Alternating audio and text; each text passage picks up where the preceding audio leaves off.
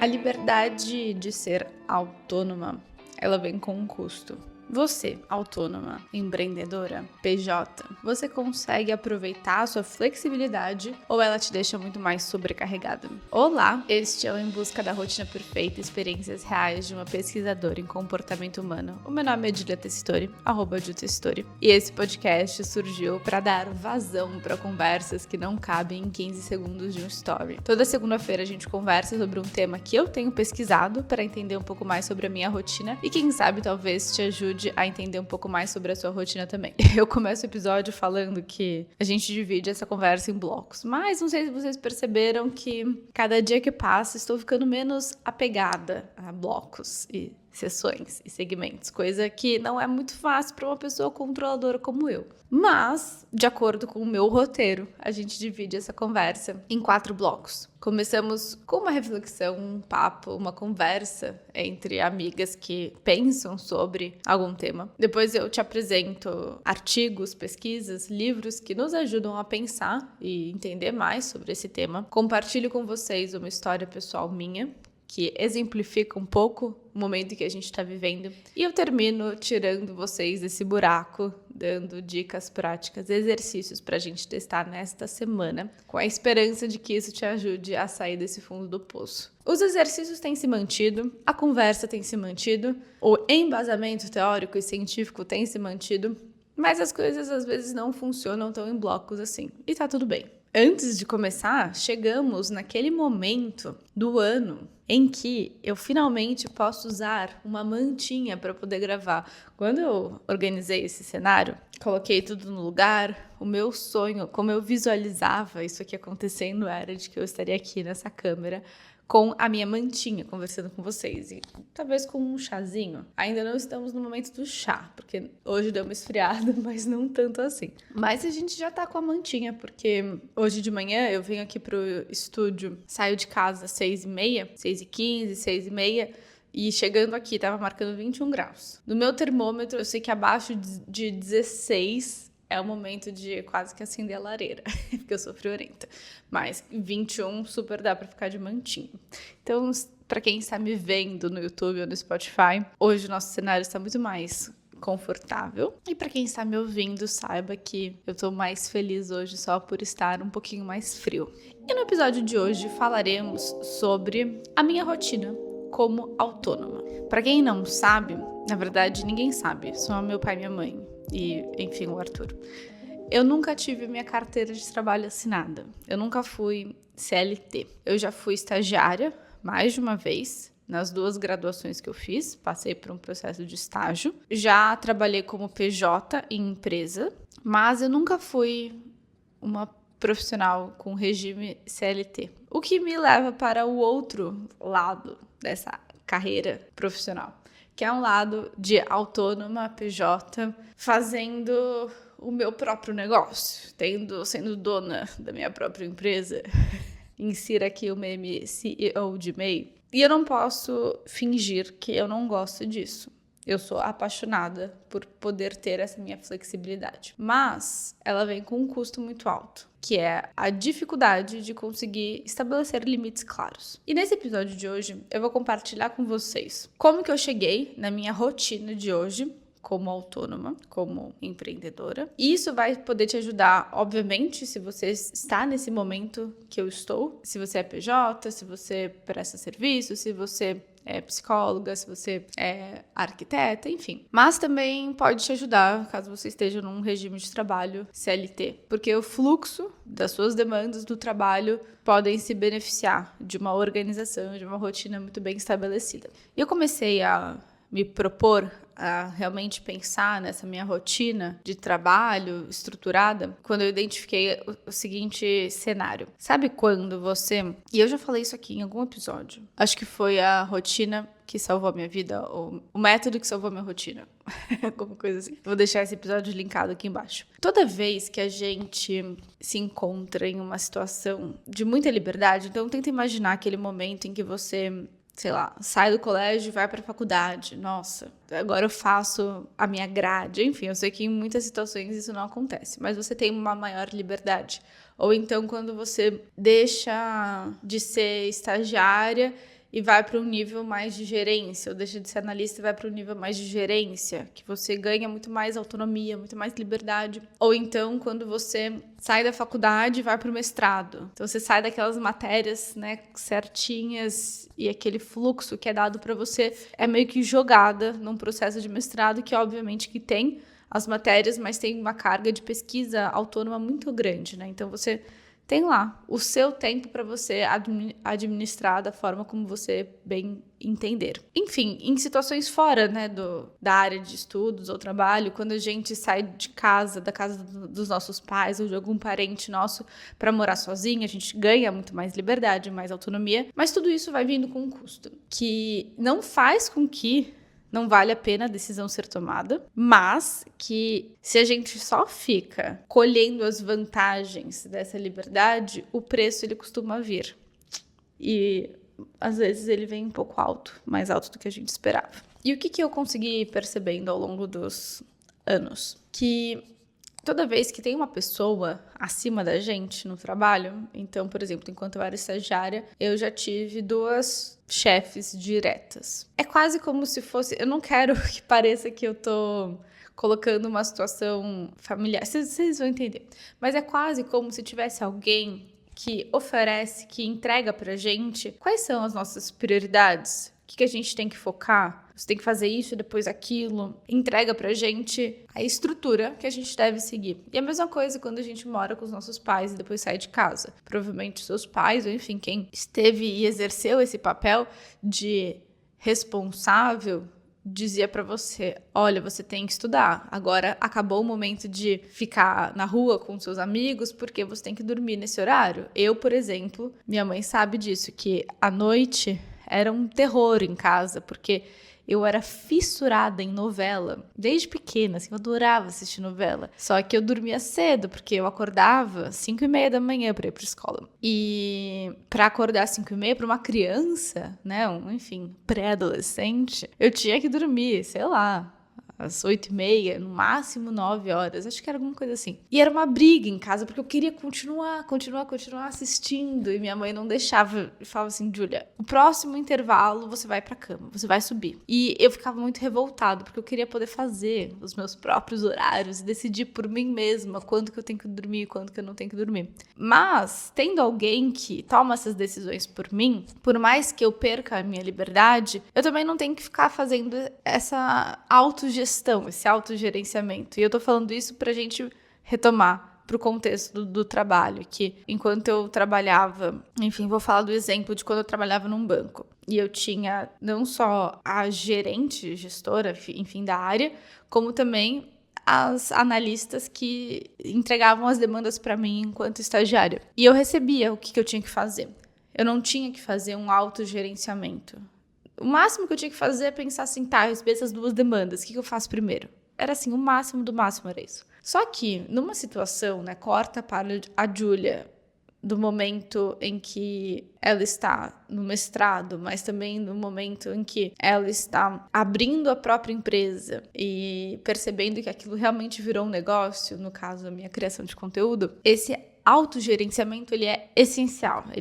Sem ele, não existe uma rotina que funcione. E nem sempre a gente enxerga com a devida importância fazer esse autogerenciamento. E eu tenho pensado bastante sobre isso, porque não sei se vocês...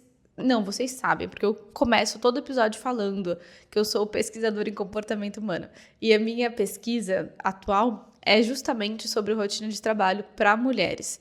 Não é com recorte somente de empreendedoras, né, profissionais autônomos, mas existe essa parte da pesquisa de entender pelo olhar das neurociências e comportamental como que a gente pode se beneficiar de um bom sistema de organização.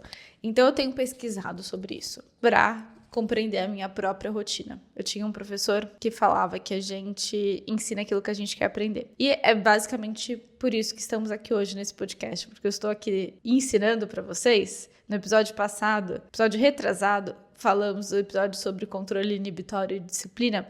falamos sobre os mecanismos de comprometimento. Esse aqui é meu mecanismo de comprometimento, de que eu vou me comprometer a estudar sobre os temas que eu preciso desenvolver na minha própria rotina. Eu tenho um compromisso com você, porque infelizmente vale mais esse compromisso com você do que comigo mesma, e eu não vou mentir falando que, enfim, estou trabalhando para que eu tenha um compromisso comigo, que seja tão valioso quanto o compromisso com vocês, porque já passei por isso, já passei dessa fase. Mas o que acontece? Sabe quando você está trabalhando e você tem aqui na sua nuvem de pensamentos um monte de coisas acontecendo, um monte de demandas. Eu tenho que responder esse e-mail, eu tenho que fechar essa proposta, eu tenho que delegar essa tarefa, eu tenho que revisar essa tarefa, eu tenho que entregar esse conteúdo, eu tenho que fazer a parte chata burocrática, emitir as notas fiscais, eu tenho que prospectar novos clientes ou novos parceiros, eu tenho que continuar estudando, porque se eu parar de estudar também vou ficar para trás. 1 milhão de coisas acontecendo. Sem esse autogerenciamento, o que acontece? A gente se encontra numa situação. Se isso já aconteceu com você, por favor, deixa aqui ou nos comentários ou na caixinha do Spotify, porque faz inclusive parte da minha pesquisa tentar entender mais sobre isso. Mas você tem a sensação de que tudo que você está fazendo é errado. Então, se você pega essa situação aqui para trabalhar e você fala, eu vou focar nisso, a sua cabeça automaticamente começa a pensar,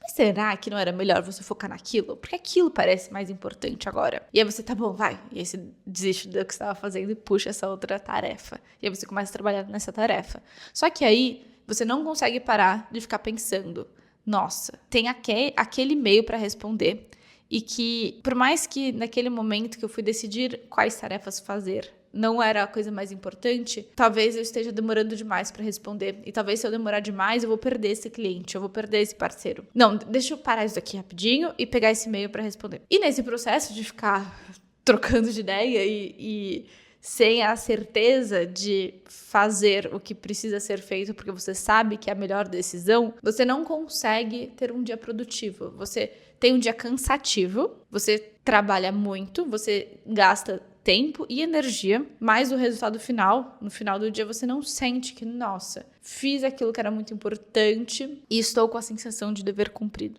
Eu comecei a passar muito por isso. Não tanto no meu mestrado, mas sim no processo de me entender como autônoma e empreendedora. A partir do momento em que o meu negócio começou a realmente virar o meu trabalho, que quando eu me apresento, que inclusive esse é um ponto que até hoje me gera um pouco de desconforto, não sei muito bem como reagir a essas situações, mas eu me apresento como, olá, eu sou a Júlia. E a pessoa pergunta, você trabalha com o quê? Eu falo, eu sou criadora de conteúdo. Por muito tempo foi difícil. Inclusive, a gente pode ter um episódio sobre isso, para falar sobre identidade, porque isso dita muito os nossos hábitos e a nossa motivação. Mas hoje em dia eu me apresento como, olá, eu sou a Júlia, criadora de conteúdo. Antes eu ficava assim, não, porque eu sou pesquisadora, eu faço mestrado em filosofia, mas aí eu saio do meu mestrado em filosofia. E um dos motivos que me deixava muito na dúvida sobre será que eu saio ou não do meu mestrado era, olha que doido, né? Mas eu juro que era falar assim, mas e aí? Eu vou me apresentar como para as pessoas? Se eu interromper, se eu desistir, se eu sair do meu mestrado, eu vou me apresentar como, meu nome é Júlia, eu tenho um perfil no Instagram? Não sei. Hoje eu falo com muita tranquilidade e segurança, mas por 6 meses isso foi um drama que me custou muitas noites de sono, muita terapia, muito choro, mas que eu falo isso agora com mais tranquilidade, porque passou. E hoje eu tô treinando isso. Não tá a coisa mais fácil do mundo, mas eu me apresento como criadora de conteúdo. E, enfim, o mais importante é que eu esteja bem comigo mesma. E aí eu relevo um pouco o julgamento que a pessoa nem deve ter. A pessoa nem deve pensar assim, nossa, ela tem o quê? Um perfil no Instagram? Normalmente a resposta ela é, sério? Que legal, qual que é o seu perfil? Deixa eu te seguir. Então tá tudo bem. Mas voltando, né, que eu estava falando sobre o autogerenciamento. Hoje, a minha rotina, porque afinal o episódio é sobre isso, a minha rotina enquanto autônoma, empreendedora, tem um momento de autogerenciamento. Então eu tenho que fazer essa gestão. Mas essa gestão, ela só é possível por algo que eu chamo de workflow, fluxo de trabalho. Desculpa se você é do time que odeia as pessoas que ficam falando termos em inglês. Fluxo de trabalho substitui workflow. Mas workflow, eu não sei. Eu tenho esse traço negativo em mim. Eu não falo budget, eu falo orçamento. Eu não falo meeting, eu falo reunião, mas eu falo sim workflow. E eu desenvolvi esse meu fluxo de trabalho. E eu falo isso do fundo do meu coração, a partir do momento em que eu desenvolvi esse fluxo de trabalho, parece que eu ganhei de volta essa estrutura que eu tinha perdido há bastante tempo. E a partir dessa estrutura, eu não elimino, mas eu consigo mitigar um pouco a procrastinação, a hesitação, então dificuldade em me comprometer com uma tarefa, e eu consigo priorizar com mais facilidade e o mais importante, terminar o dia sabendo que eu estou fazendo o que precisa ser feito e por isso esse foi um bom dia. E isso só é possível a partir do momento que eu falo para vocês, que eu me apresento como criadora de conteúdo, que eu realmente me enxergo como uma empresa. Porque se eu não me enxergo como uma empresa, eu me enxergo fazendo algo, eu gosto de fazer isso, eu faço isso e, enfim, tá virando meu trabalho, sem essa quase que valorização do que você tá fazendo, porque não é pouca coisa. Eu tô falando para você, mas eu estou falando para mim mesma, tá? Porque eu custo a aceitar que o meu trabalho, ele exige muito de mim e ele é um trabalho sério, tão sério quanto qualquer outro. A única diferença é que a gente não tá tão acostumado com esse modelo de trabalho, mas que existem muitas pessoas trabalhando com isso hoje em dia. Mas a partir do momento que eu consigo me visualizar como empresa, e esse papo, ele pode soar um pouco cafona, um pouco, sabe, aquele estereótipo girl boss, não faz parte de mim. Poderia fazer, mas não faz parte de mim. Mas realmente, eu tenho uma empresa, eu abri o meu CNPJ, eu tenho uma folha de pagamentos. E se isso não é ter uma empresa, não sei o que é ter uma empresa. E me percebendo como empresa, eu também consigo, aos poucos, me tratar como empresa. Então, se você está ouvindo esse podcast porque você é uma autônoma, empreendedora, PJ, enfim, prestadora de serviços, freelancer, e você não se enxerga como uma empresa, talvez esse seja o passo zero. Ter um pouco mais de seriedade e valorizar o seu trabalho como um trabalho que merece uma estrutura, um workflow, um fluxo de trabalho. E como que eu fiz isso? Como que eu entendi esse meu fluxo de trabalho? Eu comecei a mapear quais eram todas essas minhas atividades e fui juntando elas em grandes blocos. Então, por exemplo, eu tenho o meu momento de criação focado para conteúdo. Eu tenho o meu momento de criação focado para o comercial, que são, enfim, as publicidades que eu faço. Eu tenho o meu momento de gestão de equipe mesmo. Então, eu tenho uma equipe e eu tenho que entender o que cada uma vai fazer naquela semana, fazer um acompanhamento e entregar todas as informações que aquelas pessoas vão precisar para ter um bom trabalho, conseguir fazer uma boa entrega. Eu também tenho um momento mais burocrático, de, por exemplo, emissão de notas, de, por exemplo, cuidar do meu financeiro, conseguir entender se todos os sistemas estão funcionando da melhor forma, se a gente vai querer migrar para uma outra plataforma, enfim. E eu também tenho o meu momento de estudos para um repertório melhor, seja na área de marketing, mas principalmente na área que eu crio conteúdo, que é comportamento humano. Então, quando eu decidi, eu quero fazer essa pós-graduação em comportamento e neurociências, isso daqui, por mais que seja um momento de estudos, eu considero como um momento de trabalho. E várias outras coisas. Para mim foi um marco muito grande quando eu estava assistindo um conteúdo de uma amiga minha, que é a Carol Mansur, e ela falou assim, você como empreendedora, como autônoma, você pode e deve se planejar financeiramente para ter o seu 13º. E na minha cabeça parecia algo muito nada a ver pensar em garantir os meus próprios direitos, que enfim, né? A gente, não sendo CLT, a gente pode tirar férias quando a gente quiser? Pode, mas a gente fica sem receber, é meio que isso. Mas existe um planejamento que pode ser feito para que você consiga ter uma situação muito mais estável. Então, inclusive, garantir o seu 13º. E hoje em dia, a minha rotina como autônoma envolve esse fluxo de trabalho, esse workflow. Eu consigo mapear todos os meus processos. Esses processos, eles viram blocos de tempo na minha agenda. E se você não sabe do que eu estou falando, o episódio está aqui linkado, o episódio que eu falo sobre esse método que salvou a minha rotina. Esses blocos de tempo, eles são fixos.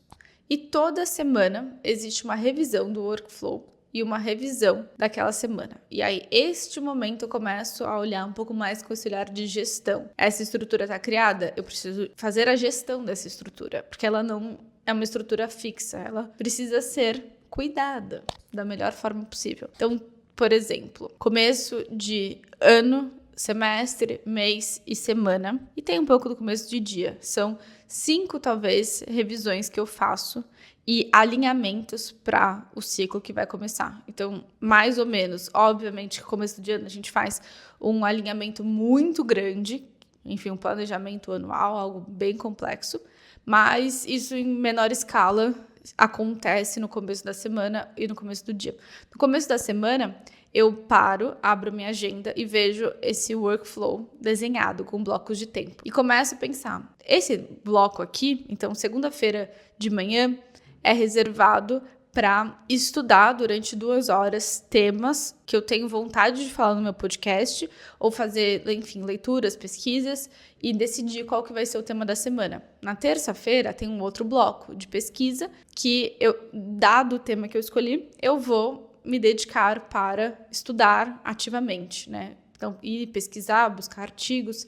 E aí depois tem outro bloco que é a escrita do roteiro. Isso pensando nessa estrutura de fluxo pelo olhar do podcast, mas eu tenho o fluxo de trabalho do Clube Rotina Perfeita. Para quem não sabe, o meu projeto de metodologia de rotina resultou no clube de assinatura Rotina Perfeita.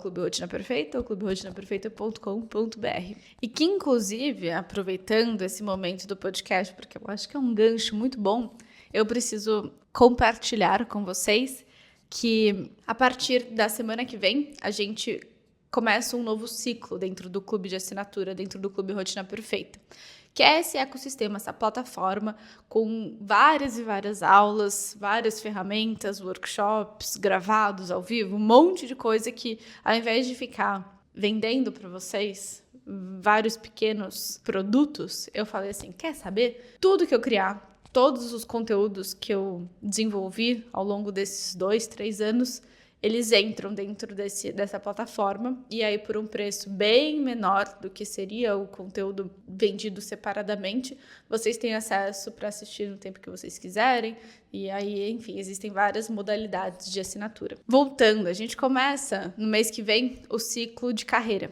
Então, a cada 3 meses a gente foca em um tema para ser desenvolvido, né, no ciclo trimestral. E nesse ciclo de carreira, a gente vai ter o lançamento do próximo curso de dentro do Clube Rotina Perfeita, que vai ser o curso Rotina de Trabalho, que inclusive é resultado de mais de 1 ano da minha pesquisa de pós-graduação. Então, essa pesquisa resultou em uma metodologia de criação de rotina de trabalho para mulheres. E às vezes eu recebo essa mensagem, mas Júlia, é só para mulheres mesmo? Eu falo para mulheres, eu falo no feminino. Eu estudo com esse foco.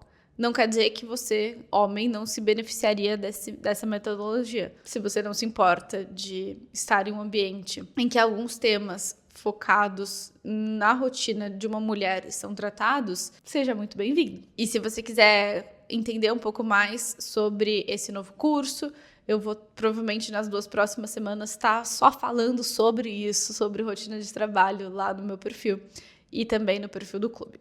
Bom, então eu falei para vocês sobre esse workflow, esse fluxo de trabalho, e sobre a gestão. São os 2 principais pilares que sustentam essa minha rotina como autônoma. E o terceiro pilar, que não pode ser menosprezado, ele talvez não ganhe o mesmo peso dos outros 2, mas que ele é muito importante para que a gente não viva só no apagando incêndios e resolvendo problemas. Existe o pilar do crescimento, porque eu não estou falando aqui que você necessariamente precisa crescer a sua empresa e o faturamento e sempre ganhar mais e... Enfim, não necessariamente. Porém, é muito importante para que você continue aumentando de pouquinho em pouquinho o seu repertório, o seu conhecimento e possa criar soluções muito mais criativas e relevantes. Enfim, é muito importante que você tenha um momento de dedicação para o crescimento da sua empresa.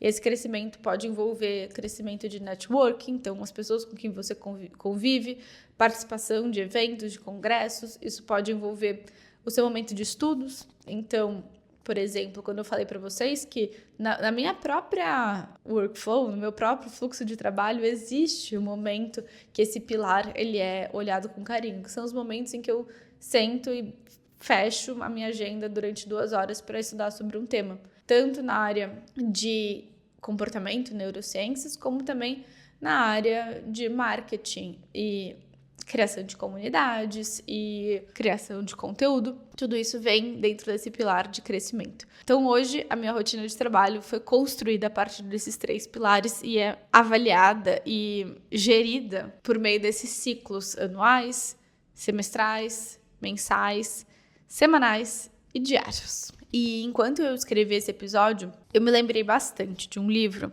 que eu li quando eu estava na faculdade. Que enquanto eu estava na faculdade era muito o livro do momento, pelo menos para quem era de humanas, ou enfim, para os meus professores da minha faculdade, que todas as matérias os professores passavam como bibliografia de estudo, como bibliografia para, enfim, trabalhos. Esse livro, todo mundo queria só saber desse livro. E quando eu li, não achei tudo isso, fui absorvendo aos poucos, talvez principalmente por ser um livro muito pequenininho, então eu não dei o devido valor. Por mais que eu tenha as minhas considerações a fazer, é um livro bastante interessante para pensar não só comportamento no século XXI, contemporâneo mesmo, mas também para pensar essa rotina, essas demandas, esse autogerenciamento, autogestão, autocobrança como autônomas. O livro se chama A Sociedade do Cansaço.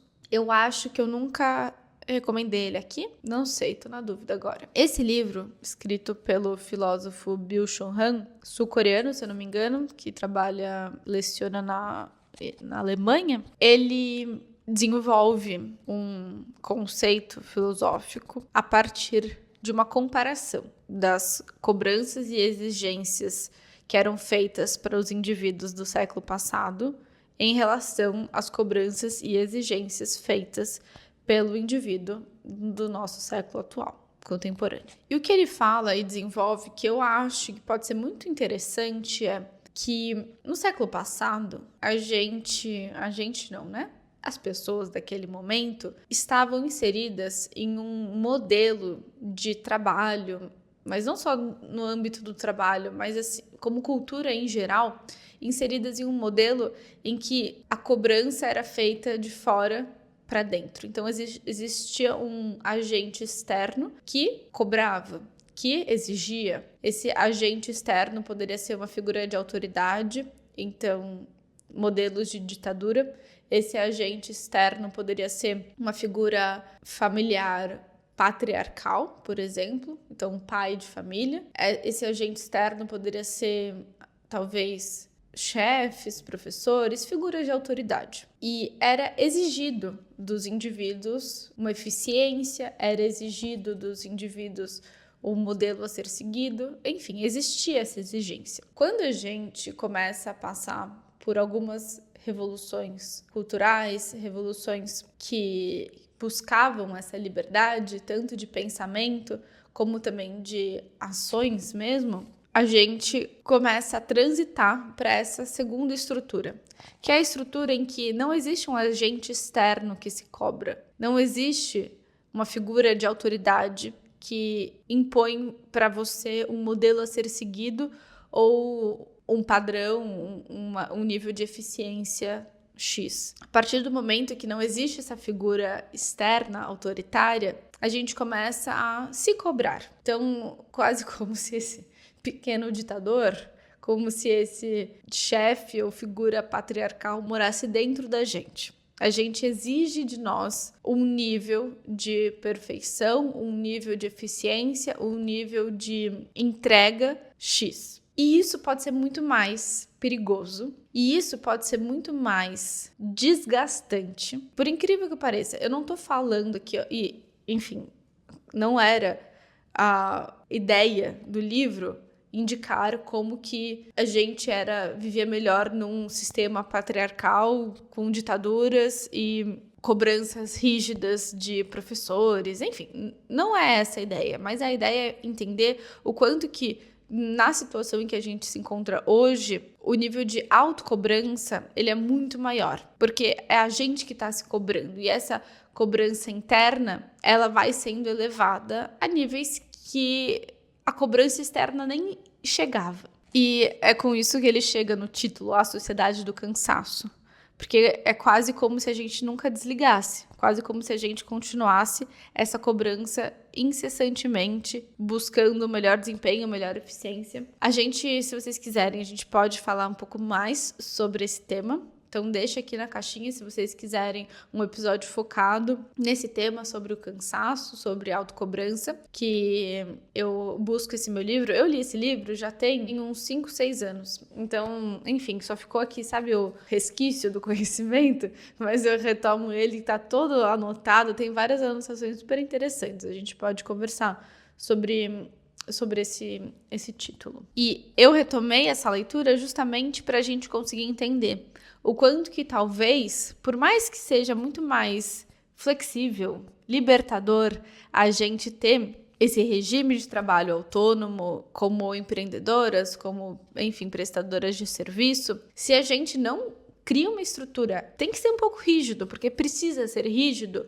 com toda a flexibilidade, enfim, mas com um pouco, sim, de rigidez, a gente perde a mão completamente e não existe mais limite de onde eu paro de trabalhar e onde começa a minha vida pessoal, não existe mais limite de o quanto que eu posso me cobrar, então eu sempre preciso ser melhor, porque a autocobrança, ela é quase que incessante e isso vai resultar, sim, em um desgaste mental muito perigoso, inclusive levando a níveis extremos de burnout, que, infelizmente, a quantidade de amigas que estão dentro dessa carreira como autônoma, empreendedoras, que acabam passando por essas situações, é quase que assustador.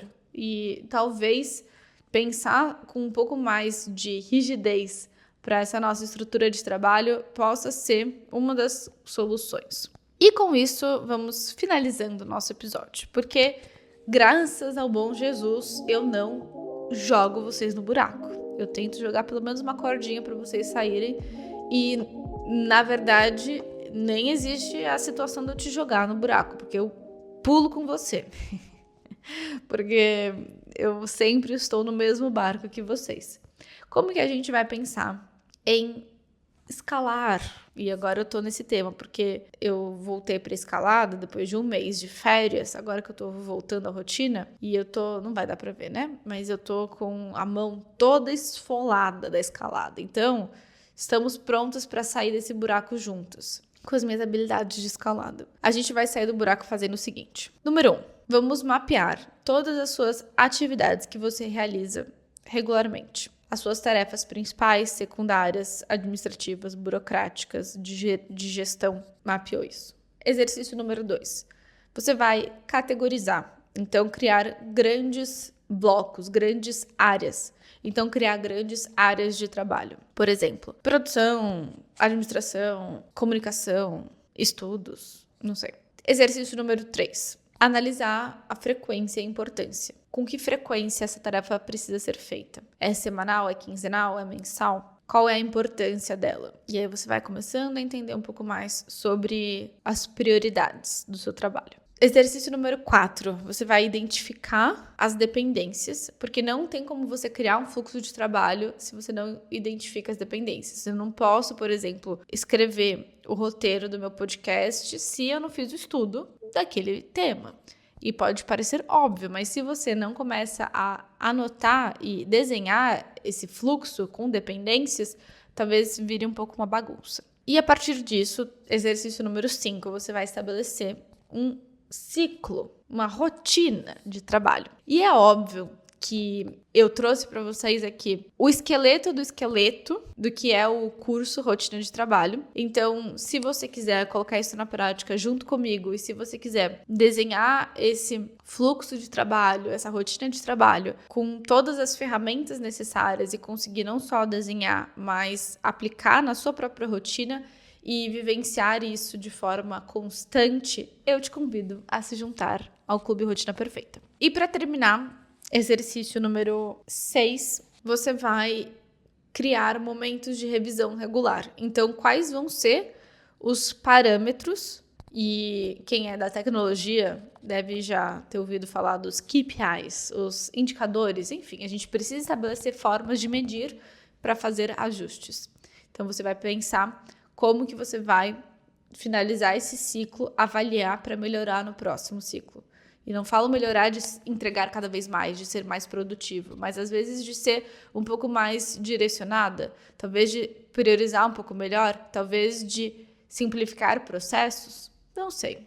E este foi o nosso episódio sobre rotina de trabalho, a minha rotina como autônoma. Espero muito que você tenha gostado. Muito, muito, muito obrigado por ter ficado até aqui. Eu tenho recebido um retorno muito positivo, que tem me deixado muito feliz e contente com essa plataforma, com esse formato de criação de conteúdo dentro do Spotify e do YouTube. Então, muito obrigada por sair do Instagram e vir me acompanhar aqui. Continue acompanhando no Instagram, mas aqui a gente consegue atingir um nível de profundidade muito mais interessante. E o mais legal de tudo é que eu tenho começado a receber pessoas que não me conheciam no Instagram e que vieram principalmente do próprio Spotify. Então, seja muito bem-vinda. Espero que você esteja gostando da forma como eu me comunico, dos temas que eu converso com vocês. Todas as sugestões são sempre muito lidas e levadas em consideração. Inclusive, a gente já teve até um episódio que foi 100% a partir de uma dúvida que surgiu. Então, comente aqui na caixinha de perguntas desse episódio, ou então se você estiver assistindo pelo YouTube,